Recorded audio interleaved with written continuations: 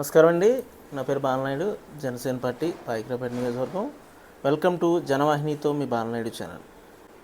కూటమి ప్రభుత్వం ఆంధ్రప్రదేశ్లో కొలువుదీరి ఒక సంవత్సర కాలం పూర్తయింది. ఈ సంవత్సర కాలంలో ఏం చేశారు అనేది వాళ్ళు ఇచ్చినటువంటి ఏవైతే మేనిఫెస్టో, అంటే ఇక్కడ ఉమ్మడి మేనిఫెస్టో అనే దానిగా మాకేమీ అనిపించలేదు. ఫస్ట్ నుంచి కూడా మేనిఫెస్టోలో స్పష్టంగా ఏవో కొన్ని హామీలు ఇచ్చారు. ఆ హామీలు చాలా వరకు నెరవేర్చుకుంటూ ఒకటి చేసుకుంటూ వస్తున్నట్టున్నారు. ఇంకోటి, ఈ హామీలు, ఈ ఫ్రీబీస్ అనేవి ఏదో ఒక రోజు ఎక్కడో ఒక దగ్గర ఇవి ఆగాలి. ఆగితే తప్పించి మన యొక్క జీడిపి పెరిగే పరిస్థితి లేదు. ఎందుకంటే ఉన్న డబ్బులు ట్యాక్స్ కట్టే వాళ్ళ దగ్గర నుంచి, ప్రజల నుంచి డైరెక్ట్గా ఇండైరెక్ట్గా వేసేటటువంటి కొన్ని పన్నుల నుంచి వీటిని వసూలు చేసి, ఆ వసూలు చేసిన పన్నులు పప్పు బెల్లంలా పంచిపెట్టవే తప్పించి ఇన్ఫ్రాస్ట్రక్చర్కి కానీ, లేదా ఇండస్ట్రియేషన్కి కానీ, నెక్స్ట్ గ్లోబల్గా ఉన్నటువంటి ఎంఎన్సీస్ని వెల్కమ్ చేస్తూ ప్రభుత్వ పాలసీలు తీసుకొస్తే వీళ్ళు స్వయం సాధికారత సాధించి తద్వారా జీడిపిని పెంచుతారో వాళ్ళు కూడా చాలా కంఫర్టబుల్ లైఫ్ని లీడ్ చేస్తారు. కాబట్టి ఒకవేళ పెన్షన్ అంటే ఓకే, ఇస్ ఏ గుడ్. ఎందుకంటే వాళ్ళు ముదుములో ఉంటారు కాబట్టి వాళ్ళకి ఎవరైనా చూస్తారా చూడరా అనేది ప్రభుత్వం నుంచి ఒక ఆసరా కల్పించి ఇవ్వడం అనేది ఒక పద్ధతి. అంతే తప్పించి చావ ఉండి, చైతన్యం ఉండి, పనిచేసే శక్తి ఉండి, ఆలోచన ఉండి వీళ్ళకు కూడా కేవలం వీళ్ళు ఏంటంటే చేపలు పట్టడం నేర్పించరు, చేపలు ఇవ్వడానికి వీళ్ళు ఉత్సాహం చూపించే ఓట్ల కోసం ఓట్లు దండుకోవడానికి మాయదార రాజకీయ నాయకులు చేసేటటువంటి పని ఒకరోజు ఆగాలి. కానీ జనాలకు కూడా దానికి అలవాటు పడిపోయారు. సో ఈ పథకాలు ఇవన్నీ పక్కన పెడదాం. అసలు 2024 ఎన్నికలు పూర్తిగా జగన్మోహన్ రెడ్డిని దించాయాలి, ఒక ఛాన్స్ అంటూ అడిగాడు కాబట్టి రాజశేఖర రెడ్డి కొడుకుగా ఆయన్ని నమ్మి ఓట్లేశారు. దానికి తదనుగుణంగా అతను మందు ఇచ్చాడు. మళ్ళీ మద్యపాన నిషేధం చేస్తానని చెప్పేసి మందు ఇచ్చి, ఆ మందు కూడా ప్రపంచమంతా ఇండియా వైపు చూస్తుంది. ఎందుకంటే ఇండియాలో ఏదైనా పర్చేజ్ చేయాలన్నా, ఏం చేయాలన్నా ప్రతి ఒక్క ట్రాన్సాక్షన్ కూడా ట్రాన్స్పరెంట్గా ఉండాలి. కాబట్టి ఐటీ కానీ ట్యాక్సెస్ని కానీ ఎగ్గొట్టకుండా మన డబ్బును మనం సేవ్గా చేసుకోవాలి, బ్లాక్ మనీని అరికట్టాలని చెప్పేసి మోడీ గారు పెద్ద సంకల్పం తీసుకొని ఆయన నోట్లు రద్దు చేసి డిజిటల్ లావాదేవీలని, డిజిటల్ ట్రాన్సాక్షన్స్ ఇస్తే మన జగన్మోహన్ రెడ్డి గారు పక్కా ప్రతి మందు షాపులో కూడా ఇచ్చిన మందు షాపులు అక్కడక్కడ ఇస్తూ మందు రేట్లు విపరీతంగా పెంచుతూ దానికి కూడా క్యాష్ ఇచ్చి బ్రాందీ కొనుక్కోవాల్సిన పరిస్థితి వచ్చింది. అది కూడా అలవాటు పడినటువంటి రిలీఫ్ కోసం ఎవరైనా ఆ యొక్క బ్రాందీని తాగేటటువంటి చాలామంది వ్యక్తులు ఆ మందు కూడా చాలా అధ్వానమైనటువంటి మందుని, ఆ బ్రాండ్స్ని జగన్మోహన్ రెడ్డి గారు ఇచ్చారు. సో అక్కడ గుళ్ళ నెక్స్ట్ ఈయన ఇచ్చేటటువంటి చాలా పథకాలు ఎందుకు ఇస్తున్నారో తెలియదు. పాస్టర్లకు డబ్బులు ఇచ్చేవాడు. పరదేశం నుంచి వచ్చినటువంటి పరాయి మతాలన్నింటినీ కూడా ఈయన ఫాలో అయిన మతాన్ని ఎంకరేజ్ చేయడానికి అక్కడ వాళ్ళకి ఈయన ప్రతీ నెల పాస్టర్లకు వేతనాలు చెల్లించేవాడు. ఇది ఎంతవరకు సమంజసం? అదేవిధంగా రోడ్లు అయితే ఇంకా చెప్పాల్సిన అవసరం లేదు. మన పొలాల గట్లు కూడా చాలా కంఫర్టబుల్గా అనిపిస్తాయి అన్నమాట. అంత చండాలమైనటువంటి రోడ్లని జనాలను విపరీతమైనటువంటి బాధలకి, వేదనలకి గురి చేశాడు. అడ్మినిస్ట్రేషన్, పోలీసింగ్ సరిగ్గా ఉండేది కాదు. ఎవరైనా మాట్లాడితే దాని మీద ఈయనేదో ఉత్తర కొరియా అధ్యక్షుడు కిమ్లా ఫీల్ అయ్యేవాడు అన్నమాట. ఎందుకంటే దానికి ఉదాహరణ, ఎక్కడైనా గవర్నమెంట్ యొక్క ఏదైతే యాంబ్లం ఉంటుందో ఆ యాంబ్లంని ప్రతి మనకిచ్చే పథకాల్లో కానీ, లేకపోతే మనకు శాశ్వతంగా ఉన్నటువంటి హక్కు పత్రాల్లో వీటిల్లో ఆ ఫోటో ఉంచుతారు. వాళ్ళ ముఖ్యమంత్రి ఉంటే వాళ్ళ ఫోటోలు వేసుకోవడం, కొన్ని పథకాలకు చూసాం పేర్లు పెట్టుకోవడం. కానీ దారుణంగా ప్రతి పథకానికి ఈయన పేరు లేదంటే మీ నాన్నగారి పేరు పెట్టడం. ఈ యొక్క శాశ్వత హక్కు పత్రాల్లో వీళ్ళు పెట్ట ఫోటోలు ఏంటండి? బర్త్ సర్టిఫికేట్ ఇచ్చారు, బర్త్ సర్టిఫికేట్ వీళ్ళు ఫోటోలు పెడతారా? ఈయన ఫోటో ఉండేది. అదేవిధంగా అక్కడ భూస్వామి హక్కులో ఏదైతే పట్టాదారు పాస్ పుస్తకం మీద ఈయన ఫోటో. అదేవిధంగా ఆయన కొన్ని రాళ్ళు తెప్పించాడు, కొన్ని 100 కోట్లు ఖర్చు పెట్టి నాపరాళ్ళు.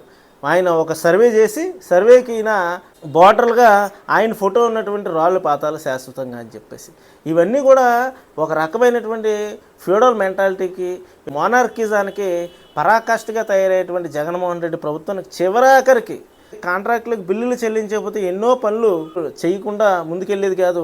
అందులో ఉదాహరణే ఏదైతే ఆర్టీఏ రోడ్ ట్రాన్స్పోర్ట్లో ఇచ్చేటువంటి లైసెన్సులకి కార్డు ఉంటుంది ఒకటి చిన్నది, ఆ లైసెన్స్ జారీకి ఆ కార్డులు ఇచ్చేవాడు కూడా వాడికి డబ్బులు చెల్లించకపోతే వాడి కాంట్రాక్ట్ ఆపేస్తే వాళ్ళు కూడా లేదు మీకు తర్వాత ఇస్తాం, అందాక ఈ సాఫ్ట్ కాపీని పట్టుకెళ్ళండి అని చెప్పేసి డ్రైవింగ్ లైసెన్స్ ఇచ్చేటటువంటి పరిస్థితి ఆనాటి వైసీపీ ప్రభుత్వంలో గోచరించింది. దానికి ఉదాహరణ నాకు కూడా ఇప్పటికీ ఆ పీవీసీ కార్డు మీద నాకు ఇప్పటికీ లైసెన్స్ ఇవ్వలేదు. ఆ ఇచ్చిన సాఫ్ట్ కాపీ ఇచ్చారు, దాన్నే తెచ్చుకొని తిరుగుతున్నాం చూపించడానికి, ఫోన్లో ఉంటుందని చెప్పి. సో వాటెవర్, ఈయనకి ప్రజలందరూ కూడా ఈయనకి ఆఫ్రికా దేశాల్లో అన్నమా రామచంద్ర అంటూ కొట్టుమిట్టాడేటటువంటి మాల్ న్యూట్రిషన్తో బాధపడే పిల్లల్లాగే కనిపించి ప్రజలందరూ ఈయనొక్కడే సుప్రీము, ఈయనొక్కడే ముఖ్యమంత్రి అయ్యాడు కానీ శాశ్వతంగా ఇతనే ఉంటాడేమో అని భ్రమించి ఈయన మహారాజులో ఫీల్ అయ్యి అక్కడ పరిపాలన చేశాడు. కాబట్టి ప్రజలందరూ కూడా ఆయన తిరస్కరించి ఇక్కడ కూటమి కోట్లేశారు. ఈ కూటమిలో ముఖ్యంగా దీన్ని పవన్ కళ్యాణ్ గారు తనకు అనుకూలంగా మలుచుకొని ఆయనకు ఆలోచన ఉండదు. ఈ ప్రభుత్వ వ్యతిరేకత మెల్లమెల్లగా పవన్ కళ్యాణ్ గారి మీద డైవర్ట్ అవుతుంది. ఆ డైవర్ట్ అయ్యింది కూడా ఈయన పవన్ కళ్యాణ్ గారు మరి ఈయన గమనించేలా ఎవరో చేయలేదో తెలియదు, లేదంటే కేడర్ కూడా అంతంత మాత్రంగా ఉండడం వల్ల పూర్వంలో జరిగినటువంటి ఈయనకు కొన్ని ఓటములని ఈయన ఆ నైరాశ్యంలో ఎన్నైతే దాన్నిటికి ఒప్పుకొని ఈయన ఎలక్షన్ చేయడం జరిగింది. ఎందుకంటే ఈయన సినిమాలు ఆపేయడం, ఈయన్ని బూతులు తిట్టించడం అక్కడ మంత్రులతో. సో ఈ విధంగా ప్రజాప్రతినిధులు అంటే ఒక వాల్యూ లేనటువంటి స్థాయిని జగన్మోహన్ రెడ్డి తీసుకొచ్చేసినటువంటి పరిస్థితులు ఆనాటి రోజుల్లో. అటువంటి పరిస్థితుల నుంచి పవన్ కళ్యాణ్ గారు తను గెయిన్ చేసుకున్నటువంటి సపోర్ట్ ఆంధ్రప్రదేశ్ ప్రజల నుంచి ఇవన్నిటిని కూడా కష్టపడి బీజేపీ వద్దన్నా కూడా తక్కువ సీట్లకి ఈయన సాక్రిఫైస్ చేసి ఈయన కూటమిని ఏర్పాటు చేయడం జరిగింది. కూటమి అద్భుతమైనటువంటి విజయాన్ని సాధించి 164 సీట్లలో మరి 21కి 21 జనసేన అసెంబ్లీలు, 2కి 2 ఎంపీ సీట్లు గెలిచి ప్రభుత్వాన్ని చేజిక్కించుకోవడం జరిగింది. అదే ఈయన స్వతహాగా స్వలాభం కోసం ఆలోచించేవాడైతే ఎక్కువ సీట్లు కోరుకోవాలా, లేకపోతే ఈయన ఒంటరిగా వెళ్ళినా కూడా సాధ్యమైన ఎక్కువ సీట్లే వచ్చేవనేటటువంటిది మా అందరికీ ఆ రోజు ఉన్నటువంటి అభిప్రాయం. మా అందరికీ కాదు, చాలామందికి ఈసారి పవన్ కళ్యాణ్ రావాలనే అభిప్రాయం ఉంది. కానీ ఆ పవన్ కళ్యాణ్ గారికి ఈ యొక్క పబ్లిక్కి మధ్యన ఉన్నటువంటి కేడర్ ఏదైతే ఉందో ఆ కేడర్ని ఫస్ట్ నుంచి కూడా ఆయన సరిగ్గా బిల్డప్ చేసుకోలేకపోయాడు. ఇది జగమెరిగిన సత్యం. దీంట్లో నా మీద ఏమైనా అన్నా కూడా నేను ఏం ఫీల్ అవను, దీన్ని తేట తెల్లంగా పవన్ కళ్యాణ్ గారికి చెప్పగలిగేటటువంటి నాకు ఉంది. ఆయన విశాలమైనటువంటి హృదయంతో ఈయన పొత్తుకొప్పుకొని తక్కువ సీట్లకి కన్ఫైన్ అయ్యి పోటీ చేయడం జరిగింది. అదే నిజంగా జగన్మోహన్ రెడ్డి మీద ఆ రోజు ఉన్నటువంటి ఆ వ్యతిరేకతని ఈయన పూర్తి స్థాయిలో కనుక అక్కడ ఉపయోగించుకుని ఉంటే ఖచ్చితంగా ఈరోజు మరొక పొజిషన్లో ఉండేవాడు తప్పించి ఉప ముఖ్యమంత్రిగా ఉండేవాడు కాదు. So well and good, Chandrababu Naidu గారు లాంటి అనుభవం కావాలనుకున్నాడు, మరియు అందరం కలిసి వెళ్తే ఈయన్ని దిస్తే ప్రభుత్వం వస్తుందని అనుకున్నాడు. సో ఇందులో మంచిదే.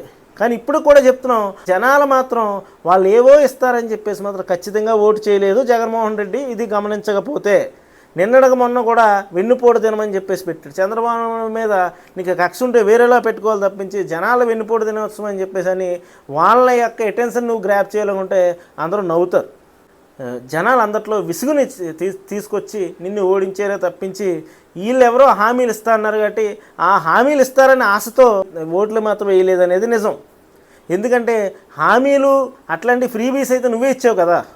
ఎక్కడ సమగ్రమైనటువంటి అభివృద్ధి జరపకుండా సెంట్రలైజ్గా నీ దగ్గర ఉంచుకొని నువ్వేవో రకరకాల విచిత్రమైన సిస్టమ్స్ పెట్టి నువ్వే ఇచ్చావు కదా. అవన్నీ కూడా ఎలాగన్నా ఒక ముఖ్యమంత్రి గవర్నమెంట్లోకి వచ్చినా 1-2 మంచి పనులు ఎలాగైనా చేస్తాడు. దానికోసం కాదు మేము అనేది.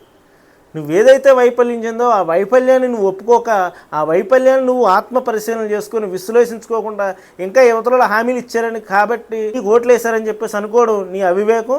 దానికి ప్రజలను కన్ఫైన్ చేయడం అనేది ప్రజలను తక్కువ చేసి చూడడం అనిపిస్తుంది మాకు. ఎందుకంటే ఇదిగో అక్క నీకు కొట్టానని బట్టననివాడు, ఇదో చెల్లి నీకు కొట్టాను, ఇదిగో అవ్వ నీకు కొట్టానని చెప్పేసి అందుకే రివర్స్ కొట్టాను నీకు. కాబట్టి ఎక్కడైనా కూడా ఆంధ్ర ప్రజలంటే చాలా తెలివైన వాళ్ళు, ఆంధ్ర ప్రజలంటే చాలా ఎంటర్ప్రినర్షిప్ ఉన్న వాళ్ళు, కష్టపడి పనిచేస్తారు.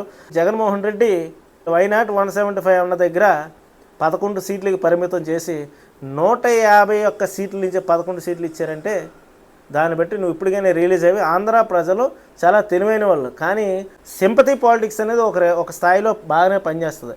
ఆ సింపతిని పనిచేసి నువ్వు సీఎం అయ్యో తప్పించి అదే సింపతిని పవన్ కళ్యాణ్ గారు మరి వచ్చినట్టుగా అకౌంట్లో అతనికి ఆ నీడ్స్కి అతను సర్వే అవ్వడానికి ఆ నెలకి ఉంచుకొని మిగతాదంతా ప్రజల దానం చేసేటటువంటి పవన్ కళ్యాణ్ గారు, కులబలం మరియు అంగబలం అన్నీ ఉన్నటువంటి పవన్ కళ్యాణ్ గారు మరి ఆ సింపతి కూడా క్రియేట్ చేసుకొని 2 సెట్లో ఓడిపోయాడు అని చెప్పి అందరూ అని ప్రజల్లో ఇట్లాంటి వ్యక్తి ఉండాలి అని చెప్పి అనుకునే దాన్ని రాజకీయంగా వాడుకోకుండా రాజకీయంగా కేవలం కూటమికి పరిమితమై ఉప ముఖ్యమంత్రి అయ్యారు. ఈరోజు రీసెంట్గా ఏదో ఒక సర్వేలో చెప్తున్నారు, పవన్ కళ్యాణ్ గారిని వైసీపీకి ఉన్న కేడర్లో ఎంతమంది సీఎంగా చూడాలంటే దాదాపు 39% ఏదో కావాలని చెప్పేసి అంటున్నారు.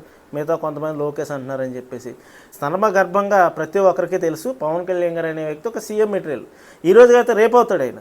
ఆ ఒక్కదానికే మేము కొంచెం బాధపడినా కూడా సంవత్సరం మొత్తం మీద ఈ యొక్క కూటమి ప్రభుత్వం పవన్ కళ్యాణ్ గారు తీసుకున్నటువంటి మంత్రిత్వ శాఖలు అన్నీ కూడా మరి ఆయన అనుచరులు కేడర్ తీసుకున్నటువంటి మంత్రిత్వ శాఖ అన్నీ కూడా చాలా చక్కగా నిర్వహిస్తూ ఈరోజు మంచి పేరు తెచ్చుకుంటున్నారు. ఆయన యొక్క పనితనమే సర్వేలని ఇలాంటి బూటకపు సర్వేలు మరి ఎవరు చేస్తున్నారు ఏం చేస్తున్నారు అని అన్నీ అనవసరం. పవన్ కళ్యాణ్ గారు అనే వ్యక్తి ఒక ఉదయం ఉన్నటువంటి అత్యంత నీతి నిజాయితీతో మెలిగేటటువంటి రాజకీయ నాయకుడు. అటువంటి వ్యక్తి ఒకరోజు ఖచ్చితంగా ఆంధ్రప్రదేశ్ రాష్ట్రాన్ని ముఖ్యమంత్రి అవుతాడని చెప్పి మనసా వాచ కర్మేనా మేము పూర్తిగా విశ్వసిస్తూ కూటమి ప్రభుత్వం వచ్చినటువంటి ఈ యొక్క సంవత్సర కాలం ఇంత క్రితం కాలంతో పోల్చుకుంటే చాలా మెరుగైనటువంటి పాలన అందిస్తున్నట్టుగా మాకు అనిపిస్తుంది. మరియు పవన్ కళ్యాణ్ గారి మాట జనసేనలో మేము ఎవరం కూడా జవదాటి పరిస్థితి ఉండదు, కానీ పూర్తి స్థాయిలో ఆయన ఉన్నతమైన స్థానంలోనే ఉండాలని చెప్పేసి అనుకుంటున్నాం. దానికే ఆయన తదనుగుణంగా అడుగులేస్తే చాలా బాగుంటుందని చెప్పి తెలియజేసుకుంటూ సెలవు తీసుకుంటున్నాను. జై జనసేన.